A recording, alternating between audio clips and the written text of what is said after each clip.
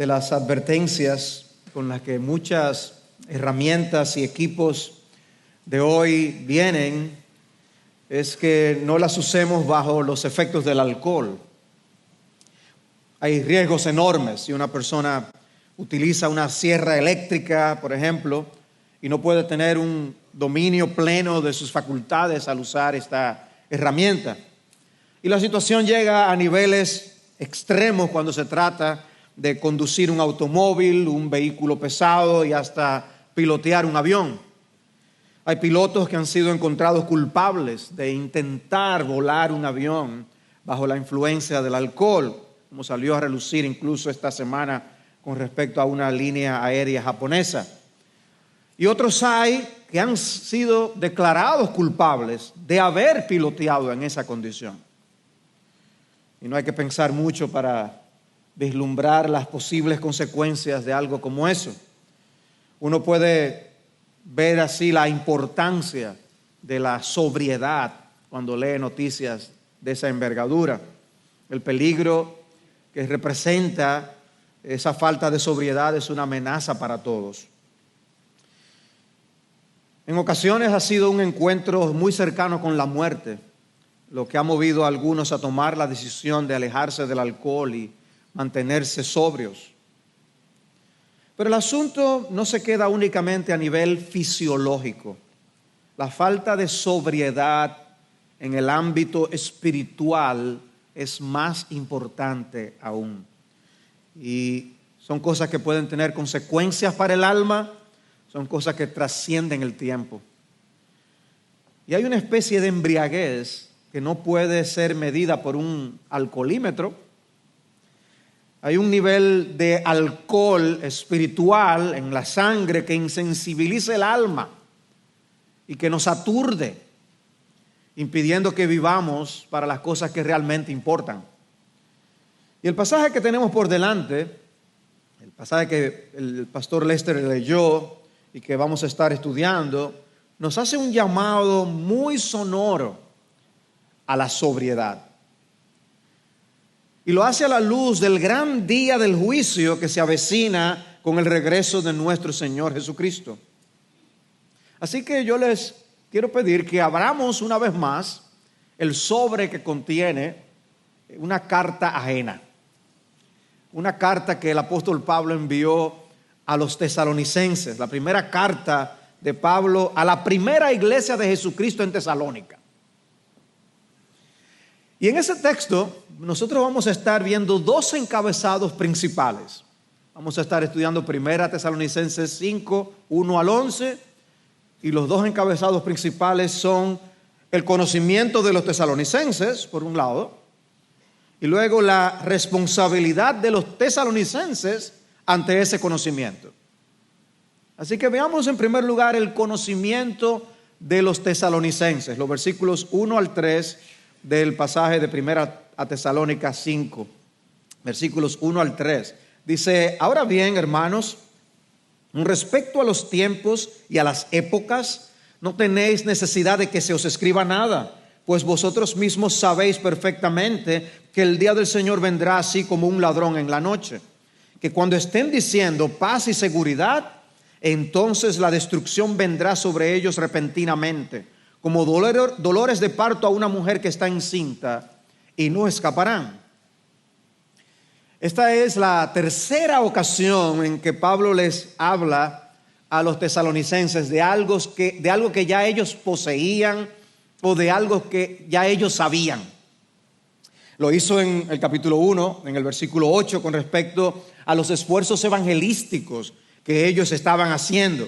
Y lo vimos recientemente cuando se trató el tema del amor, cómo ellos amaban, pero eran exhortados a amar todavía más.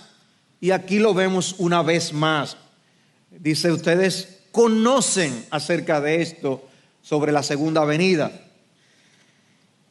Pablo no está diciendo, cuando les dice esto, que ellos no tenían necesidad de saber del tema. Eso no es lo que está diciendo. Sino simplemente de que no es necesario que yo les escriba más y les abunde sobre esto, porque ya tenían el conocimiento. Ellos sabían de la certeza de la segunda venida, pero todavía también tenían lo incierto de la segunda venida sobre ellos. Ellos no sabían de cuándo realmente sería ese momento, porque será como un ladrón en la noche. De manera que cuando les dice, yo no les voy a hablar de esto mismo, no les voy a repetir, ustedes ya lo saben, no es diciendo estas cosas no importan. La doctrina de las últimas cosas es importante. Es importante que la conozcamos. No le está diciendo, ese conocimiento es inservible. No. De hecho, Él va a usar ese conocimiento para exhortarlos a vivir debidamente. Y Él usa una expresión que quizás nos acostumbremos tanto a ella que no vemos el impacto, pero es la expresión el día del Señor. El día del Señor. En el sentido escatológico, porque una cosa es hablar del día del Señor como el primer día de la semana, el domingo que nos reunimos y adoramos a Cristo. Está hablando del día del Señor en el aspecto profético que tanto se usa en el Antiguo Testamento. Pablo usaba mucho esa expresión y en el Antiguo Testamento se citaba hablando del día de Jehová, el día del Señor. Y el Nuevo Testamento identifica a Cristo como ese Señor del día, lo cual es interesante y es un argumento a favor de la deidad de nuestro Señor Jesucristo. Pero el énfasis de esa expresión, el día del Señor, está en la connotación que tiene con los incrédulos o los enemigos del Señor. Y por eso se menciona en Isaías capítulo 13 en este contexto. Escuchen. Dice en Isaías 13, 6 y versículo 9. Gemid, porque cerca está el día del Señor. Vendrá como destrucción del Todopoderoso. ¿Ven? Y dice el versículo 9. He aquí el día del Señor viene cruel, con furia y ardiente ira, para convertir en desolación la tierra y exterminar de ella a sus pecadores. O sea que se menciona mucho el día del Señor, ese momento escatológico, como una advertencia para que los hombres se refugien en el Señor. Dios va a intervenir en la historia y va a vindicar a su pueblo. Cristo vence. Él destruirá a sus enemigos y establecerá su reino. De manera que se habla de este día del Señor. Y Pablo enfatiza aquí el aspecto súbito e inesperado en que ese día llegará. Y no es que el Señor no da advertencias y que por eso es súbito. No es que la gente no han escuchado absolutamente nada de esto. Por eso está profetizado. Por eso palabras como las que el mismo Pablo está diciendo. El problema es que independientemente de las advertencias de Dios, encontrará a las personas inadvertidas, a pesar de todo lo que Dios les ha dicho. Sorprende a los hombres este juicio. Y no es la primera vez que eso ocurre. Lo leemos en las Escrituras en el caso del diluvio con Noé. Como a pesar de las advertencias de Noé, el diluvio vino y sorprendió a todos. El texto de Mateo 24, Cristo hablando de la segunda venida, refiere a lo que ocurrió con el diluvio. Y dice en el versículo 37 de Mateo 24, porque como en los días de Noé, así será la venida del Hijo del Hombre. Pues así como en aquellos días antes del diluvio estaban comiendo y bebiendo, casándose y dándose en matrimonio, hasta el día en que Noé entró en el arca, y no comprendieron hasta que vino el diluvio y se los llevó a todos. Así será la venida del Hijo del Hombre. Dicen, no lo comprendieron. Eran advertidos y advertidos y advertidos, pero no lo comprendieron, dice el texto, hasta que vino el diluvio y se los llevó a todos. Las advertencias fueron desoídas y Cristo está diciendo, así ocurrirá en la segunda venida. No importa la cantidad de advertencias de Dios, muchos serán tomados desprevenidos. Y la figura que utiliza nuestro pasaje es la figura de que eso vendrá como ladrón en la noche. Como ladrón en la noche. Porque nosotros sabemos que los ladrones no nos envían un correo electrónico ni un mensaje de texto para decirnos, mira, yo voy a pasar por allá mañana para que lo sepas. Sino que ellos nos quieren agarrar desprevenidos. Ese es el elemento sorpresa que utilizan los ladrones para llevar a cabo su fechoría. Y ya Cristo había usado esa figura. Pablo no la usa por primera vez. Cristo había dicho en Mateo 24, en ese mismo contexto de Mateo 24, velad porque no sabéis en qué día vuestro Señor viene, pero comprended esto: si el dueño de la casa hubiera sabido a qué hora de la noche iba a venir el ladrón, hubiera estado alerta y no hubiera permitido que entrara en su casa. En otras palabras, si tú sabes que él te dijo, mira, yo voy para allá a tal hora, tú a esa hora vas a estar esperando para cuidar tu casa. Dice, por eso también vosotros estad preparados, porque a la hora que no pensáis vendrá el Hijo del Hombre. Es así como un ladrón. El apóstol Pedro usa la misma figura en 2 de Pedro 3:10. El día del Señor vendrá como ladrón, no lo estarás esperando. Llegará sin anuncio en ese sentido.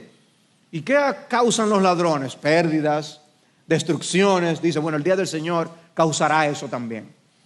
Pérdida y destrucción para los que no están preparados para la venida del Señor. De manera que la idea central de la figura es que llegará de manera súbita e inesperada para los que no están preparados y sufrirán las consecuencias. Pero esa figura también sirve para desanimar a todo aquel que quiera hacer cálculos precisos para predecir cuándo ocurrirá ese evento. No es como un ladrón en la noche. No se puede predecir. No calcules tanto que no vas a poder dar con el día. Otra expresión que introduce el texto es que los hombres van a estar diciendo paz y seguridad. Dice que cuando estén diciendo paz y seguridad, allí les atrapará ese evento. Y algunos creen que esta es una expresión era usada como propaganda por el Imperio Romano. Así como hoy los partidos y los gobiernos sacan frases que se popularizan. Bueno, el Imperio Romano lo hacía también. Cualquier parecido con la política nuestra no es pura coincidencia. Las vallas publicitarias del Imperio Romano eran en parte las monedas. Ellos ponían expresiones en las monedas y ponían las efigies de los emperadores. Es el emperador Augusto. Y ponían inscripciones. Una de ellas decía Pax Augusti, la paz de Augusto. O decían Securitas Augusti, la seguridad de Augusto. Y mensajes parecidos que aparecían en edificios y en monumentos, incluyendo el altar para la paz construido por el Senado en honor a Augusto. 2 altares mellizos que se descubrieron en Palestrina, Italia, y los nombres eran Pax Augusta y Securitas Augusta respectivamente, levantados para expresar gratitud por la paz y la seguridad que disfrutaban en el imperio. Porque vivir bajo la sombra del imperio brindaba seguridad. Pero se cuenta que el paralelo más directo de las palabras de Pablo aquí en este pasaje son el relato que hace Plutarco con respecto a un salvoconducto que se le prometió a Marco Antonio, donde el rey enemigo le prometió paz y seguridad. Era una frase muy conocida, era muy popular, y que los tesalonicenses habían captado en el mensaje que Pablo está diciendo. Y lo que Pablo está diciendo es que la paz y la seguridad a la que los incrédulos se aferran son tan inciertas como el salvoconducto de Marco Antonio, que fue una ilusión fatal, porque realmente no lo protegieron ni le dieron paz ni seguridad. Y lo engañaron. De manera que la desgracia les llega a sus vidas mientras se sienten muy seguros y en paz. Cuando digan paz y seguridad, ahí es que acontecerá, dice el pasaje, que cuando estén diciendo paz y seguridad, entonces la destrucción vendrá sobre ellos repentinamente. Nosotros podemos hacernos ilusiones de salir ilesos de ciertas situaciones y arriesgarnos. Bueno, los impíos, lo que está diciendo el texto es que los impíos se hablarán a sí mismos y se llenarán de una esperanza falsa. Paz y seguridad. Mi salvoconducto va a funcionar. El Dios del cielo a mí no me va a hacer nada.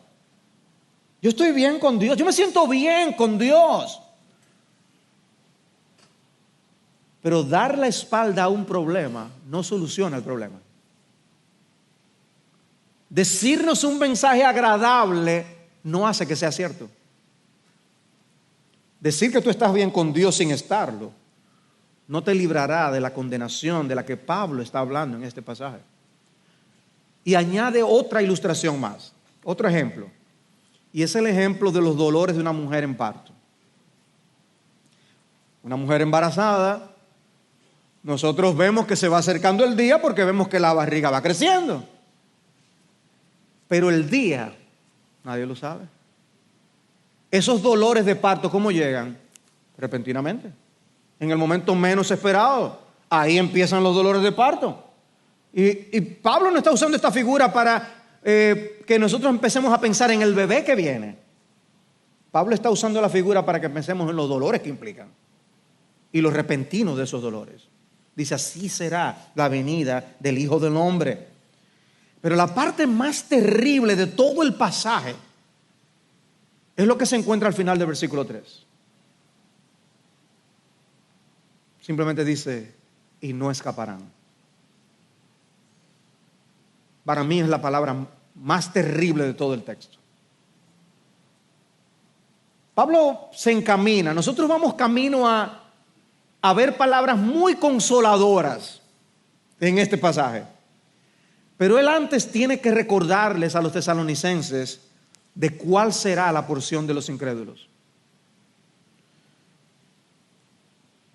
Es una forma fuerte de negar algo lo que tiene el texto. Es una triple negación. No escaparán, no podrán. No hay escapatoria. Una vez regrese el Señor, el castigo es inevitable. No importa la fuerza con que abracemos la propaganda del maligno de que lo que hay es paz ni seguridad, de que creamos que estamos bien con Dios, la realidad será otra. No escaparán. Y la frase parece indicar que lo intentarán, que intentarán escapar, pero no podrán. Todo esfuerzo será inútil. El propósito de Pablo no es empezar a llenar a los tesalonicenses de nueva información escatológica para satisfacer curiosidades, sino que Pablo está tratando de que estos hermanos le saquen el mejor provecho a lo que ya ellos sabían acerca del retorno de Cristo. Porque muchas veces nuestro problema no es que ignoramos algo, no es que ignoramos lo que Dios dice, sino que decidimos no poner en práctica lo que ya sabemos. Pablo les alaba, el conocimiento que ustedes tienen, tremendo, tremendo. Pero yo quiero ayudarles a poner en práctica eso que ustedes saben. Y así nos pasa a nosotros. Tú sabes lo que Dios dice y de todas maneras te arrojas a decir lo que tú quieras y a hacer lo que tú quieras. Y Dios en su amor te envía mensajeros que te recuerdan lo que ya tú sabes, para que no te desvíes. Precisamente lo que Pablo hace con los tesalonicenses. Y una hermana se te acerca, un familiar se te acerca y te dice, fulano, tú sabes lo que dice Dios sobre eso. No, pero lo que pasa es que, pero tú sabes, ¿tú te acuerdas lo que dice Pablo allí en tal pasaje? Sí, pero es que tú no entiendes. Lo que pasa es, y ahí está Pablo pacientemente enseñándole a los tesalonicenses, recordándoles lo que ya saben. Tú y yo necesitamos que nos recuerden lo que sabemos para que hagamos lo que hay que hacer. Y eso es lo que está Pablo haciendo aquí. Pero también existe el caso de aquellos a quienes Dios deja a su propia suerte. Y eso sí da miedo. Y en ese sentido tenemos que tener cuidado de que no nos salgamos con la nuestra. Porque a veces ese salirnos con la nuestra, eso es lo peor que nos puede pasar. Porque puede estar revelando una situación muy peligrosa. Porque es el Señor que nos dice en Hebreos 12:6 que el Señor al que ama disciplina y azota a todo el que recibe por hijo. Tú haces lo que te da la gana y no te pasa nada. Cuidado. Cuidado. Porque Dios al que ama disciplina. Estos hermanos simplemente conocían mucho acerca de la doctrina de la venida de Cristo, pero no necesariamente estaban viviendo como eso implicaba para sus vidas.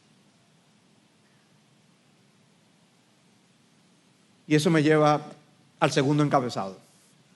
Y el segundo encabezado es la responsabilidad de los tesalonicenses ante su conocimiento, que está a partir del versículo 4 hasta el versículo 11. Y lo que Pablo busca en esta sección se hace obvio en la sección de los versículos 6 al 8. No la voy a tratar inmediatamente, pero la voy a mencionar ahora. Los versículos 6 al 8 dicen: por tanto, miren cómo comienza. Hay una conclusión. Por tanto, no durmamos como los demás, sino estemos alerta y seamos sobrios. Porque los que duermen, de noche duermen, y los que se emborrachan, de noche se emborrachan. Pero puesto que nosotros somos del día, seamos sobrios, habiéndonos puesto la coraza de la fe y del amor, y por yelmo la esperanza de la salvación. Este es el centro de esta sección, que habla de la responsabilidad de los tesalonicenses ante el conocimiento que tienen. Hay un estilo de vida que corresponde a los que conocen el regreso de Cristo. Estilo que Pablo resume con esas exhortaciones de los versículos 6 y 8. Estemos alerta y seamos sobrios. Esto es como un sándwich, este pasaje, estos versículos 4 al 11.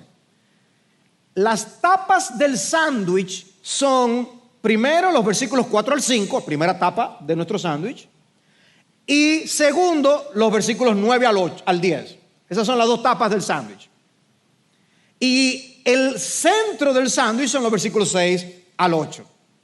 De manera que lo que Pablo está es apoyando esa responsabilidad de nosotros estar alertas y ser sobrios con dos razones muy importantes para ser sobrios.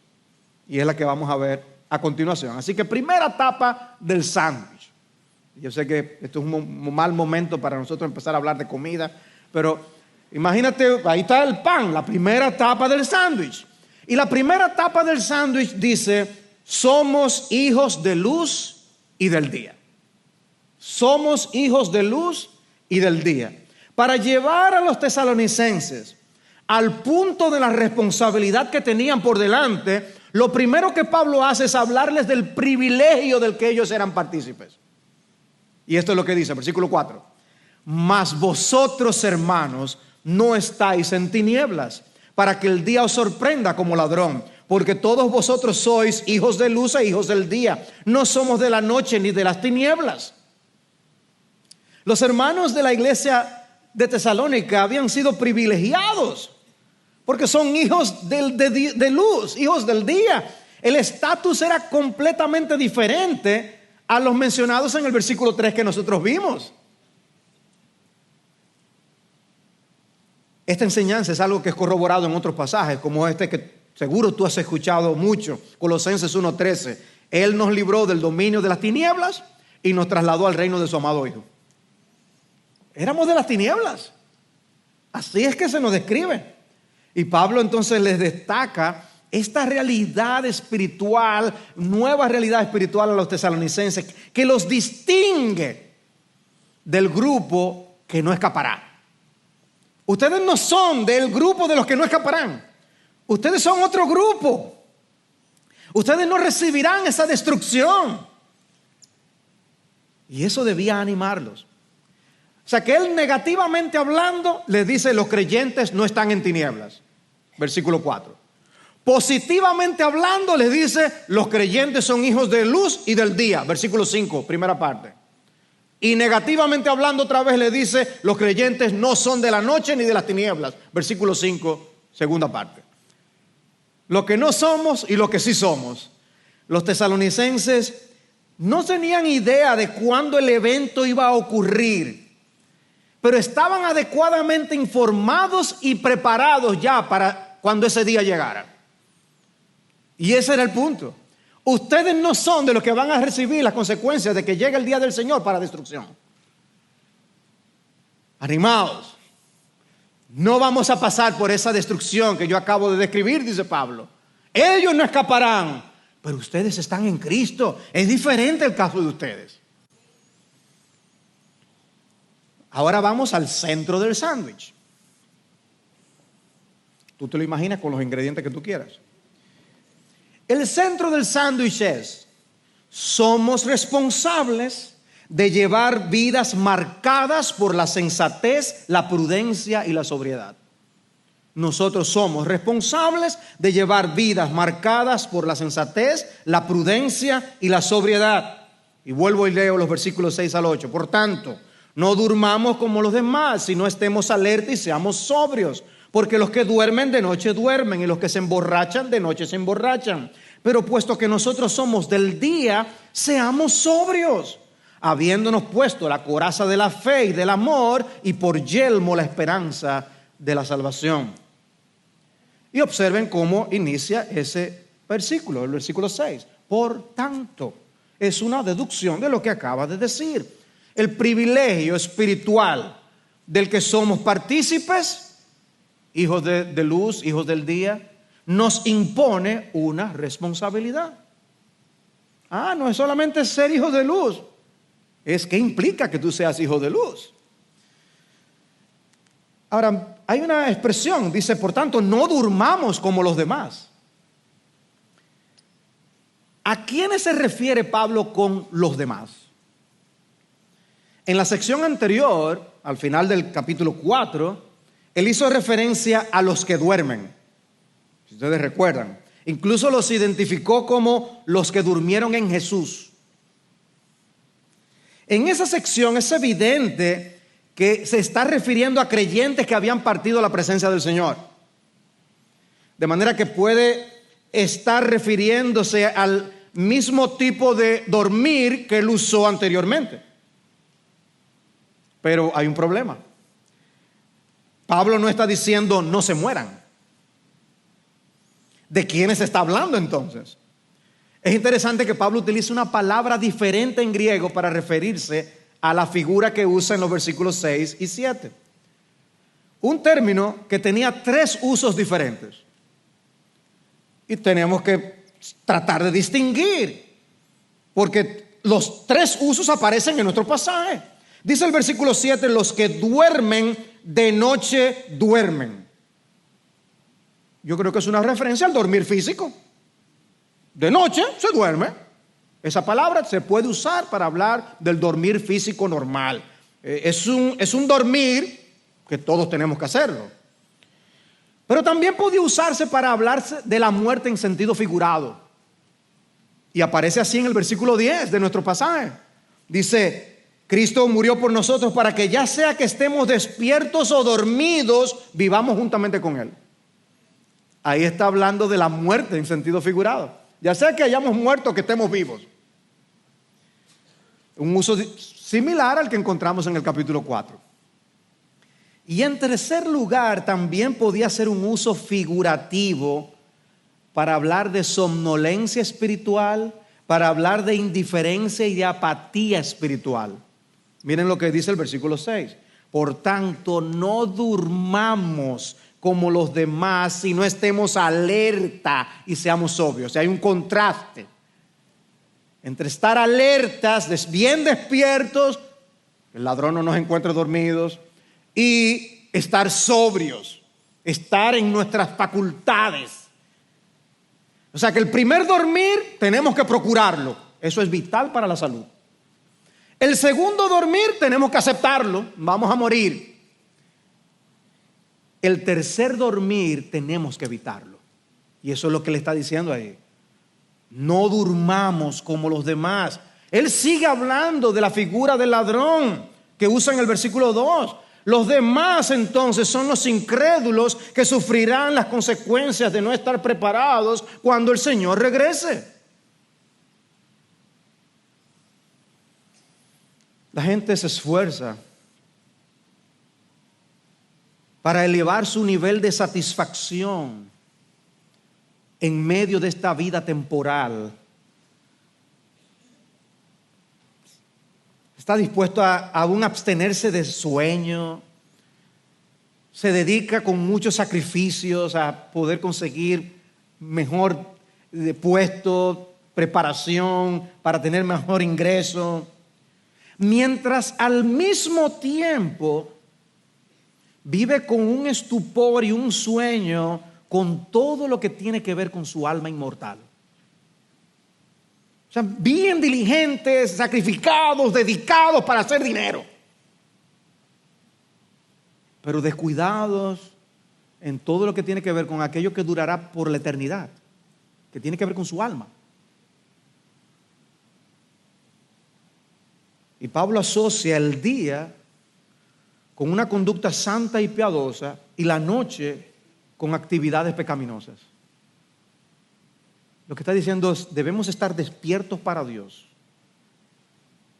Durmámonos para el mundo, pero para Dios mantengámonos despiertos para vivir para su gloria y cuidarnos de lo que este mundo quiere imponernos. Por eso les dice en Romanos 13:11, haced esto, que conociendo el tiempo, ya es hora de despertaros del sueño, porque ahora la salvación está más cerca de nosotros que cuando creímos. Está contemplando el futuro, ¿no?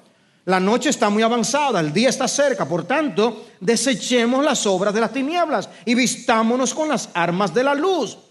Y ahora observen, para aclarar lo que él está hablando, lo que él dice: andemos decentemente, como de día, no en orgías y borracheras, no en promiscuidad sexual y lujurias, no en pleitos y envidias, antes bien vestíos del Señor Jesucristo y no penséis en proveer para las lujurias de la carne. En otras palabras, el estar bien despiertos para Dios, el no dormirnos en este mundo, significa cuidémonos de los excesos de este mundo. Cuidémonos. Eres un hijo de luz, demuéstralo. Tú eres un hijo del día, demuéstralo. Eso es lo que está diciendo. Y lo primero que menciona que tenemos que hacer es estar alertas. Estar bien alertas. Cuando nosotros encontramos a un animal que empieza a limpiarse, rascarse, es porque él se siente cómodo y seguro. Por eso muchas veces uno puede observar las aves y ustedes ven que se posan en un lugar y están mirando para todos lados. Pero cuando tú puedes ver que el ave empieza a rascarse, a limpiarse, dice, se siente seguro. Bueno, el impío se siente seguro en este mundo. Está en sus aguas. Pero cuando el creyente se siente seguro en este mundo, hay problemas. Lo que Pablo está diciendo, debemos es mantenernos alerta todo el tiempo. Nosotros no podemos darnos el lujo de descuidarnos, porque un descuido puede costarnos muy caro. Cuando venimos a ver, nos acomodamos también con la idea de paz y seguridad. Y la segunda exhortación que da es seamos sobrios. Una exhortación que repite otra vez en el versículo 8. El creyente no está embriagado, sino que está en control de sus facultades. Por eso él está sobrio. Siempre debe estar en un estado de sobriedad, en control, no embriagado con las cosas de este mundo. Y observen la connotación ética en este pasaje de que Pablo da a los Corintios, en 1 Corintios 15:34, les dice: sed sobrios como conviene y dejad de pecar. ¿Ven? O sea, el estar embriagados con las cosas de este mundo nos permite entregarnos al pecado con mayor facilidad. La sobriedad es usar este mundo con moderación y dominio propio, lo que nos ayudará a atravesarlo sin enredarnos en los atractivos y en las manchas de este mundo. El apóstol Pedro es alguien que exhorta en varias ocasiones de su primera epístola a esto. Le dice: sed sobrios en espíritu, 1:13. Le dice: sed prudentes y sed de espíritu sobrio para la oración. O sea, cuando estamos demasiado embriagados con el mundo, una de las primeras cosas que se matan es el espíritu de oración. Y luego, cuando habla de cómo Satanás quiere atraparnos, primera de Pedro 5:8 dice: sed de espíritu sobrio, estad alerta, vuestro adversario el diablo anda al acecho como león rugiente buscando a quien devorar. ¿Ven? Tenemos razones para estar alertas y sobrios. Alertas y sobrios. Debemos tener control, dominio propio, mantenernos en nuestros cabales. El alcohol puede afectar nuestras facultades. El alcohol puede hacer mermar nuestra capacidad de reacción para tomar una buena decisión. Puede reducir nuestros reflejos. Por eso no podemos usar ese equipo mientras estamos bajo los efectos del alcohol. Es peligroso. De la misma manera es peligroso estar bajo los efectos del alcohol espiritual de este mundo. Es peligroso. Normalmente, ¿qué es lo que dice la expresión en los productos? El uso del alcohol puede ser perjudicial para la salud. Y lo que Pablo nos está diciendo es: el uso de este mundo puede ser perjudicial para la salud espiritual. Los hijos del día nunca deben estar tan absorbidos por las cosas de esta vida como para olvidarse de Cristo y de que Él viene otra vez. Antes bien, tenemos que mantenernos expectantes, anticipando su venida. Porque si nosotros no podemos no anticipar a Cristo y su venida y estar tranquilos y contentos, eso es un problema. No, ora a Dios que haga crecer tu esperanza de la segunda venida, que crezca en ti esa esperanza. Órale a Dios por eso. Cuando el Nuevo Testamento habla del regreso de Jesús, una de las cosas que nos dice es que los incrédulos estarán conduciendo sus vidas con sus deseos en el centro. Nosotros no podemos andar así. No son nuestros deseos lo más importante. Eso es andar como una especie de embriaguez espiritual. Pero es como una embriaguez similar que los hombres serán encontrados en el día del juicio. Estarán embriagados con este mundo y van a ser hechos sobrios en un instante para enfrentarse a Dios. Imagínate que tú tienes un juicio pendiente y tú estabas conduciendo bajo los efectos del alcohol y alguien perdió la vida por tu causa. ¿Quisieras tú que el juez que va a tratar tu caso te encuentre borracho cuando ustedes vayan de camino al juicio? Porque si él te encuentra borracho en el camino, ¿qué va a concluir él? No, pero este hombre es un alcohólico empedernido. Bueno, pues eso es precisamente lo que ocurrirá con aquellos que no se hayan arrepentido de sus pecados cuando Cristo vuelva. No haberte arrepentido significa que no ves ningún problema en hacer lo que Dios prohíbe, en no hacer lo que Dios manda. No haber creído en Cristo antes de su aparición significa que tú no crees ser tan malo como la palabra de Dios dice que tú eres. Porque Jesús murió en la cruz, porque no hay otra manera en la que los hombres podamos ser salvos. Tenemos que refugiarnos en Cristo, confiar en Él y saber que es la única manera de llegar a Dios.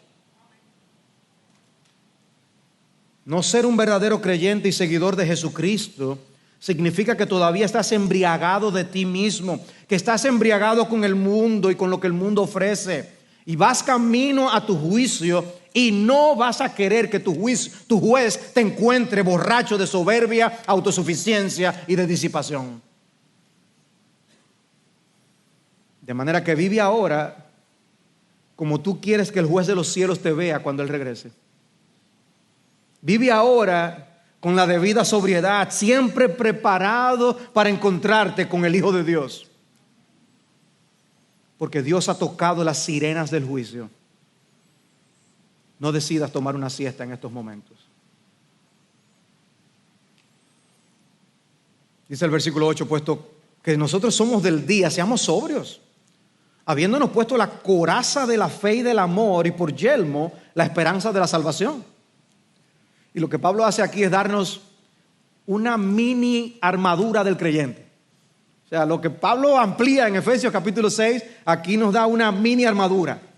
Ya él les ha mencionado esta tríada en el capítulo 1, en el versículo 3, cuando les habló de la obra de vuestra fe, vuestro trabajo de amor y la firmeza de vuestra esperanza.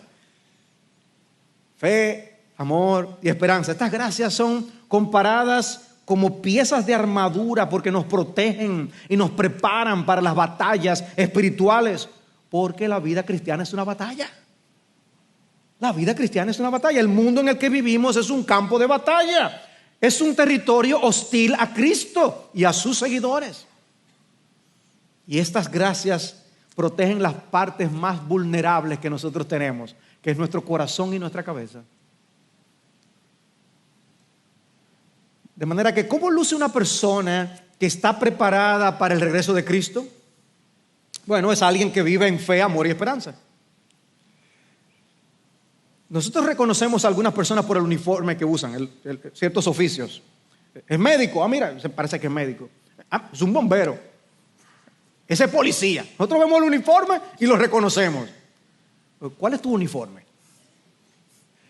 Lo que Pablo está diciendo aquí, nuestro uniforme tiene que ser fe, amor y esperanza. Vistámonos de estas cosas, ese es nuestro uniforme. Pues en otras palabras está diciendo, cree, ama y espera. Cree, ama y espera. ¿Qué tenemos que hacer hoy? Cree, ama y espera. Eso es lo que tenemos que hacer. Vez tras vez, el impulso ético de la segunda venida es movernos a vivir adecuadamente como Dios manda. Cree, ama y espera. Cree, ama y espera. El propósito no es que descifremos un calendario detallado de los eventos del fin, sino que seamos santos y piadosos, que nos entreguemos a la obra sabiendo que el tiempo para llevar a cabo esa obra es corto. Tenemos una oportunidad limitada por causar un impacto eterno, haciendo tesoros en los cielos y no en la tierra. Cree, ama y espera. Alguien escribió lo siguiente: la fe es la disposición para parecer tonto. Y sigue diciendo, Noé parecía un tonto construyendo un barco en medio del desierto. El ejército israelita parecía tonto marchando alrededor de Jericó tocando las trompetas. Un pastorcillo llamado David parecía tonto al enfrentarse a un gigante con una honda. Los magos de Oriente parecían tontos siguiendo una estrella hasta Tumbuctú. Pedro parecía tonto saliendo de una barca en medio del mar de Galilea. Y Jesús parecía tonto llevando una corona de espinas. Pero los resultados hablan por sí mismos. Noé se salvó del diluvio, los muros se derrumbaron, David derrotó a Goliat, los magos encontraron al Mesías, Pedro caminó sobre el agua y Jesús fue coronado Rey de Reyes.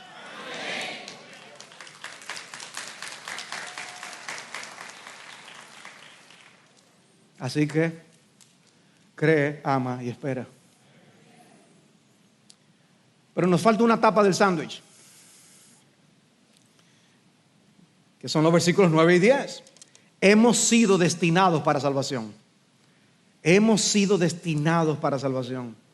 El versículo 8 termina hablando de la esperanza de la salvación, como vimos, y él ahora lo amplía. Dice, porque no nos ha destinado Dios para ira, sino para obtener salvación por medio de nuestro Señor Jesucristo, que murió por nosotros para que ya sea que estemos despiertos o dormidos, vivamos juntamente con Él. La ira del juicio divino es real, pero también es real la salvación que está provista por medio de Jesucristo. Y lo que Pablo les da es una versión corta y resumida del Evangelio. Estar en Cristo es estar seguros. Eso sí es verdadera paz y seguridad. Mientras el pecador se encuentra fuera de Cristo, corre el peor de los riesgos, porque morir sin Cristo es pasar la eternidad y perderse eternamente. Pero una vez en Él, nosotros estamos con Él, estaremos con Él para siempre. No hay nada que temer. Su muerte en la cruz es nuestra victoria. Y se levantó de la tumba y así viviremos para siempre con Él. Por eso Pablo les dice a los mismos tesalonicenses en el capítulo 1, dice que nosotros fuimos salvados nos convertimos de los ídolos a Dios para esperar de los cielos a su Hijo, el cual resucitó de entre los muertos, es decir, a Jesús, quien nos libra de la ira venidera. Y es posible que algunos de estos hermanos estuvieran preocupados. ¿Realmente seremos librados? Ellos no dudaban de la segunda venida, pero quizás no se sentían del todo seguros. Y Pablo les está diciendo, ustedes no son igual que el resto. Cristo los ha salvado de esa ira. Y la muerte no podrá impedir la salvación de los escogidos de Dios. Por eso habla, Dios no nos ha destinado para ira. Y murió Cristo para que ya sea que estemos despiertos o dormidos, vivamos juntamente con Él. Ya les había dicho en el capítulo 4, y así estaremos con el Señor siempre. Y aquí vuelve y lo enfatiza una vez más, porque Él quiere que los hermanos de Tesalónica miren al futuro con gran esperanza, de que vivieran el presente para la gloria de Dios. Cristo mismo nos enseña en Mateo 6 a no vivir con ansiedad por el mañana, porque eso nos roba las energías del hoy. Yo me identifiqué con una comparación que un autor hizo con los juegos deportivos, ahora que en estos días que están los playoffs de la NBA, que hay veces que nosotros no podemos ver un juego en vivo y grabamos algún juego para verlo después. Ver un juego en vivo puede provocar su angustia, como cuando tú ves a tu equipo perdiendo por 20 puntos. Pero cuando nosotros vemos el juego grabado o nosotros lo vemos por streaming, uno puede tomar medidas para no ver los resultados y no enterarse hasta que uno vea el juego, pero fácilmente desde que uno entra a la página, ganó tal, por tantos puntos, y vio quién ganó, y cuando veo, mira, ganamos, qué bien, nos alegramos y nos ponemos a ver el partido. ¿Tú crees que tu corazón se va a angustiar cuando tú en el partido que ya tú sabes quién ganó, estén perdiendo tu equipo por 20 puntos? No, ya no, así no. Yo sé quién gana.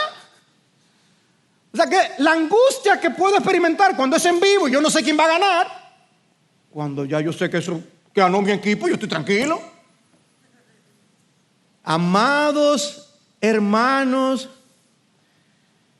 nosotros tenemos que vivir la vida de una manera que sea consecuente con saber que sabemos que nuestro equipo ganó.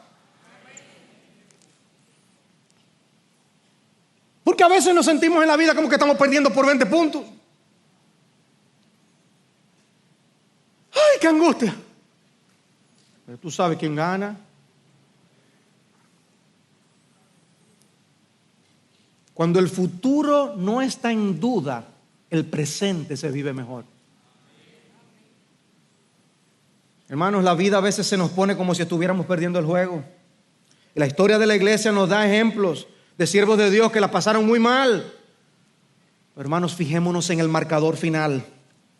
El equipo visitante gana el partido porque no somos de este mundo. Jesucristo encestó la canasta ganadora y nosotros vencimos con Él. Y la algarabía de los equipos terrenales cuando ganan un partido no será nada en comparación con el gozo de los hijos de Dios cuando nos veamos en la presencia de nuestro bendito Salvador Jesucristo.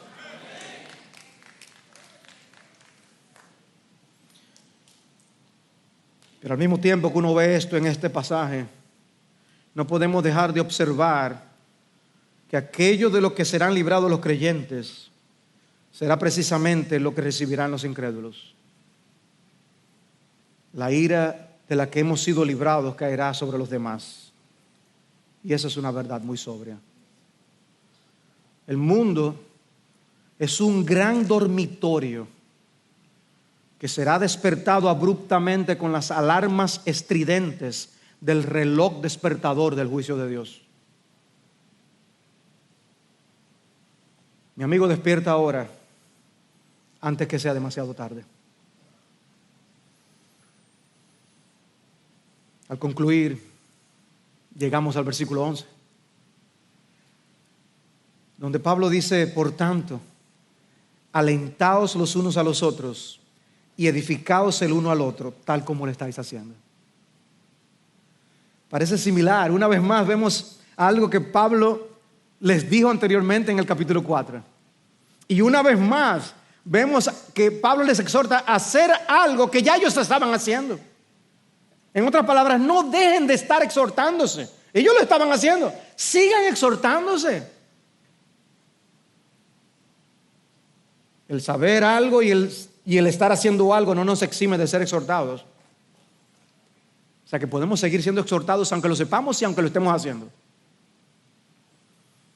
Pero observen el lugar tan central que tiene el ministerio de ánimo y exhortación.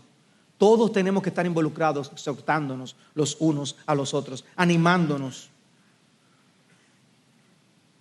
Es evidente que el tema de la segunda venida es consolador, no perturbador. Y debemos usarlo para consolar, no para causar conflictos. Hay suficiente para alentar, estimular y animar en lo que la Biblia enseña de manera llana acerca de los tiempos del fin, como para no hacer un uso en ello que sea de edificación en los creyentes, en nuestras conversaciones. Necesitamos más de la palabra de Dios, no menos. De manera que los miembros de la iglesia no somos aspiradoras para absorber lo que me den. Debemos también dar y exhortar. Somos responsables de alentarnos y edificarnos mutuamente. Se asume la vida en comunidad. Si tú no estás con tus hermanos, no puedes ser alentado por ellos. Si te desconectas, no podrás ser alentado por ellos ni alentar a otros. Si tú mismo no estás siendo afectado por la esperanza del retorno de Cristo, ¿cómo podrás ayudar al que está desalentado? ¿Estás relacionándote con tus hermanos? ¿Limitas tu contacto a lo que sucede aquí los domingos? ¿A quiénes tú fuiste de aliento esta semana? ¿A quiénes edificaste? Porque el cuidado de las almas no es únicamente pastoral. Todos nos cuidamos los unos a los otros. Y eso ocurre cuando nos reunimos y en nuestras interacciones en general. De manera que no te desentiendas, no te desconectes, ven a tus cultos, ven los miércoles, codéate con tus hermanos. Nos necesitamos los unos a los otros. Ninguno puede vivir la vida cristiana solo. ¿Tú crees que Cristo viene otra vez? Demuéstralo. Demuéstralo. Cree, ama, espera. No te intoxiques con el espíritu de este mundo. No te emborraches espiritualmente de este mundo, con las preocupaciones del mundo, el engaño de las riquezas y el deseo de otras cosas. A veces ganar un poco menos puede hacer una gran diferencia para el bien de tu alma, el bien de tu familia y el bien de la iglesia. Cuídate, no te intoxiques. Guárdate para tu Dios. Oh, quiere el Señor ayudarnos a todos a vivir vidas sobrias, esperando el regreso de nuestro Señor Jesucristo. Velad, Cristo viene.